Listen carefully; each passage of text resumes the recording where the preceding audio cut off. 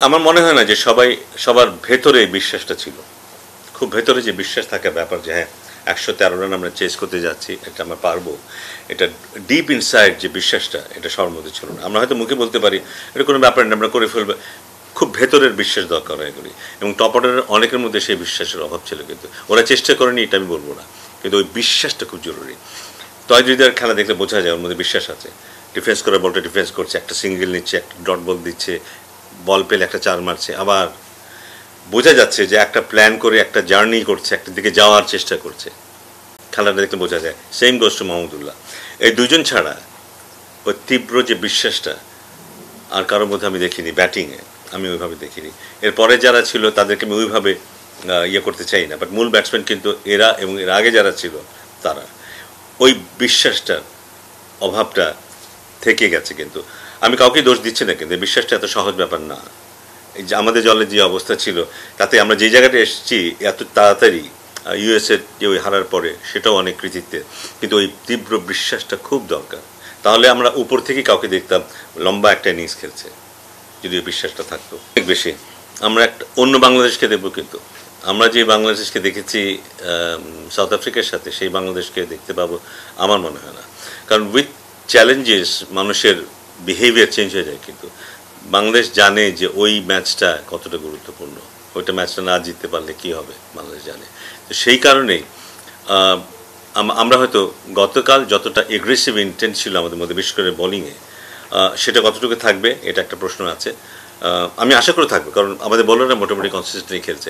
কিন্তু ব্যাটিংয়ে আমরা চাপে থাকবো, খুব চাপে থাকবো। এবং টপ অর্ডার যদি আমি জানি না বারবার কতদিন তহিদুদ্দিন এবং মাহমুদুল্লাহ এইভাবে প্যাচ আপ করতে থাকবে, আই এম নট শিওর কতদিন করতে পারবে। কারণ টপ অর্ডার যদি ভালো পারফর্ম না করে, Netherland is a very good side mentally. ওরা হয়তো অস্ট্রেলিয়া বা ইংল্যান্ডের মতো অত এক্সপিরিয়েন্স নেই, কিন্তু ওরা মেন্টালি অত্যন্ত শক্তিশালী একটা দল। এবং ওরা জানে বাংলাদেশের মতো একটা দলকে মানসিকভাবে কীভাবে চাপে রাখতে হয়। ওরা যদি কোথাও একটা ছিদ্র খুঁজে পায়, সেই ছিদ্র দিয়ে ওরা ঢুকে যাবে। কিন্তু সো আমাদেরকে খুব ভালো ক্রিকেট খেলতে হবে, খুব সাহসী ক্রিকেট খেলতে হবে, খুব ভালো ক্রিকেট খেলতে হবে। যেখানেই খেলা হোক না কেন, আমি জানি না অনেক রানের খেলা হোক বা না হোক, বাংলাদেশকে ভালো ক্যারেক্টারের পরিচয় দিতে হবে। না, ইন্ডিয়া পাকিস্তানকে আটকেছে এটা বোধহয় ঠিক, কিন্তু সাউথ আফ্রিকা কিন্তু বাংলাদেশকে আটকায় নাই। বাংলাদেশ নিজেই নিজেকে আটকেছে এখানে। আবার আমি বলবো আম্পায়ারিং সেই সিদ্ধান্তটা হলে আমরা জিতে যেতাম, কিন্তু তার বাইরেও আমাদের কিন্তু জেতার সুযোগ ছিল এবং যেটা উচিত ছিল। আমরা নিজেরাই সেটা করতে পারিনি। আবার যেটা আমরা শুরুতেই বললাম, আলোচনা শুরুতেই বললাম যে শেষ ওভারেও আমাদের সুযোগ ছিল, এর আগেও আমাদের কিছু কিছু জায়গায় সুযোগ ছিল, আর টপ অর্ডারের ব্যাপারটা তো আছেই।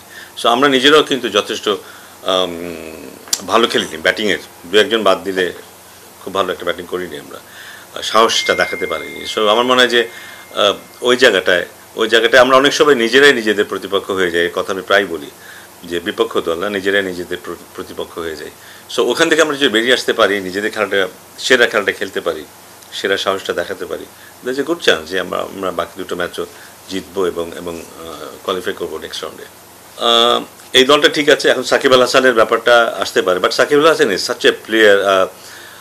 আমাদের মনে হতে পারে এই মুহূর্তে সাকিব আল হাসান যে বাজে খেলছে, ব্যাটিংও না বলিংও না, এত বছর ধরে খেলা, এত এক্সপিরিয়েন্স একটা প্লেয়ার, ও নিজেকে বদলে ফেলতে আমার মনে হয় না খুব বেশি সময় লাগবে। এবং তার সাথে বড় একটা কথা বোধ হয়, যে দুটো দলের সাথে আমাদের খেলা হবে, দুটো দলে কিন্তু মিডিওকর দল। এখনও সাকিব আল হাসান, আমার ধারণা যে মিডিওকর দলের সাথে এখনও সাকিব আল হাসান খুব ভালো খেলবে। টপ র্যাঙ্কিং টিমের সাথে কী করবে সেটা একটু ডাউট আছে আমার, কিন্তু মিডিওকর দলের সাথে এখনও ভালো করবে আমার ধারণা।